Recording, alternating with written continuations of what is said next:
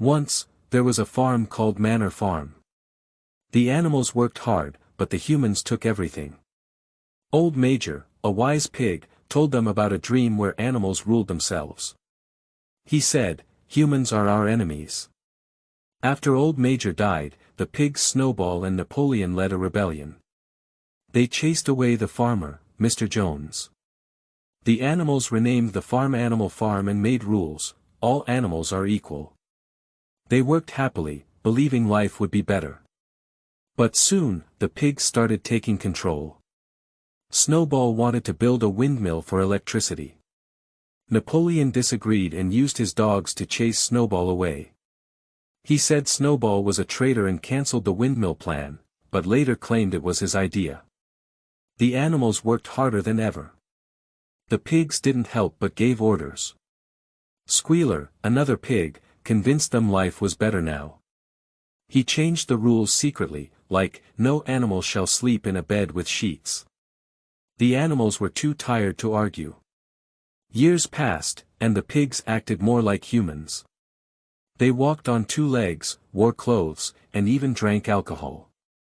The last rule changed to, all animals are equal, but some are more equal than others. The other animals watched sadly, realizing nothing had truly changed.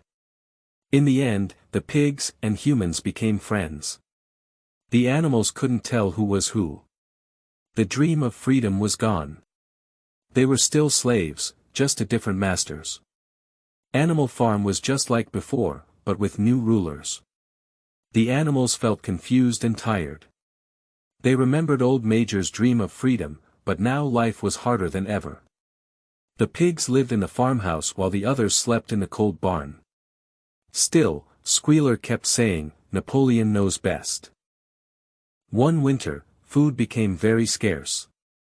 The hens rebelled when Napoleon took their eggs to sell. He ordered his dogs to punish them, and many hens died.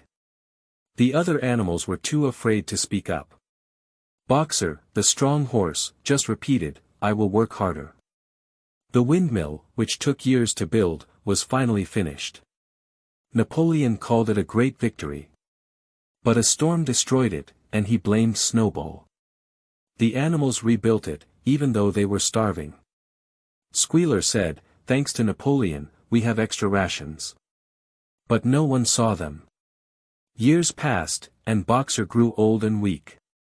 One day, he collapsed while working. Napoleon promised to send him to a hospital, but a truck took him away. Benjamin, the donkey, read the words on the truck, "Horse slaughterer." The animals never saw Boxer again. The pigs became richer, wearing fine clothes and drinking whiskey. They changed more rules, like, no animal shall kill another without cause. The sheep mindlessly chanted, "For legs good, 2 legs better." The farm's name was changed back to Manor Farm. One night, the animals peeked into the farmhouse. The pigs and human farmers were playing cards, laughing together. They couldn't tell who was a pig or a man anymore. Clover, the old mare, cried quietly. The revolution had failed. One cold morning, the animals woke to find new rules painted on the barn wall. All animals must work Sundays, and no animal shall question the leader. The pigs now carried whips, just like humans once did. The sheep bleated, "Obey. Obey." Whenever anyone complained, a young pig named Pinkeye started inspecting the animals' food rations. He always took the best portions for the pigs. When Muriel the goat pointed out this broke the 7 commandments, Squealer said, "Pigs need brain food to manage the farm." The others were too hungry to argue. The pigs began holding nightly feasts in the farmhouse. The smell of cooking meat made the other animals uneasy.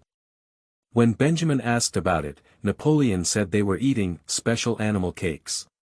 But the dogs buried bones behind the barn at night. One terrible day, 3 hens confessed to plotting with Snowball. The dogs executed them immediately. Later, Squealer announced more traitors had been found. Soon, animals were accusing each other to save themselves. Fear spread across the farm like a disease. The pigs started trading with neighboring farms. They sold timber from the windmill project and bought whiskey instead of food. When winter came, the animals nearly starved while the pigs grew fat.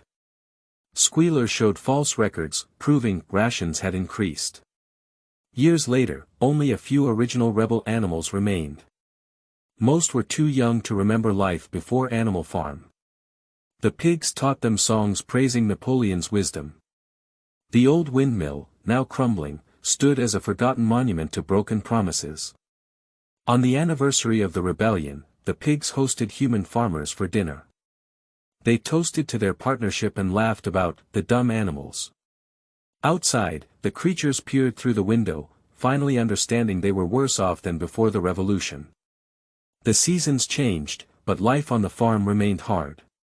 Young animals were born knowing nothing of Old Major's dream.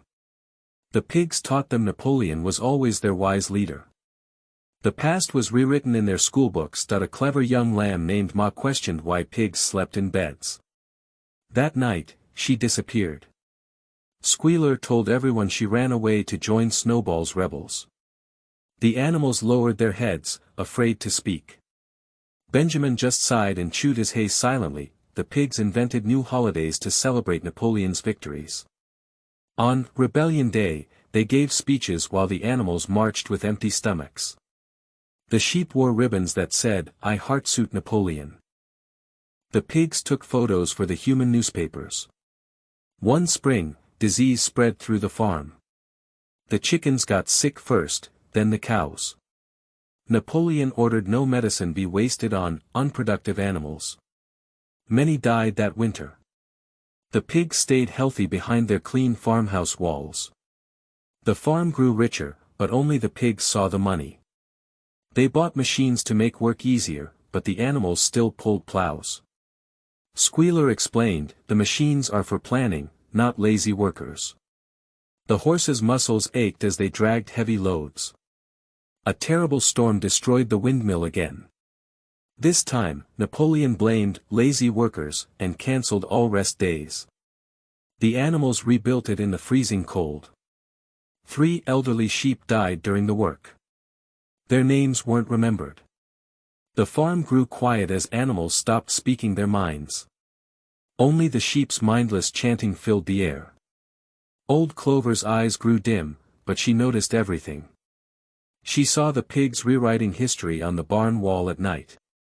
One harvest season, the pigs brought in mechanical plows.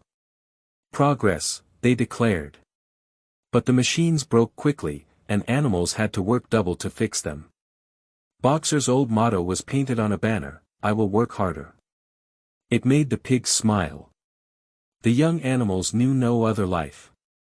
A calf named Star asked why some animals lived in luxury. That night, dogs took Star away. Squealer announced Star had been educated elsewhere. No one saw Star again. The question died with him. Winter came early that year.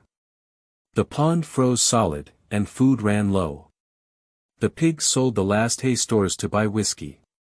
The animals starved while the pigs told stories of the terrible human days. The past became worse with each telling. A strange thing happened in spring. Benjamin disappeared for 3 days. When he returned, he looked different. He whispered to Clover, "Other farms have fallen too." Then he went silent again. Hope died in Clover's heart. The pigs started wearing Mr. Jones' old clothes. Napoleon's belly strained his coat buttons. They held nightly feasts with human farmers. The animals outside heard laughter and breaking glass. The word "comrade" was forbidden now.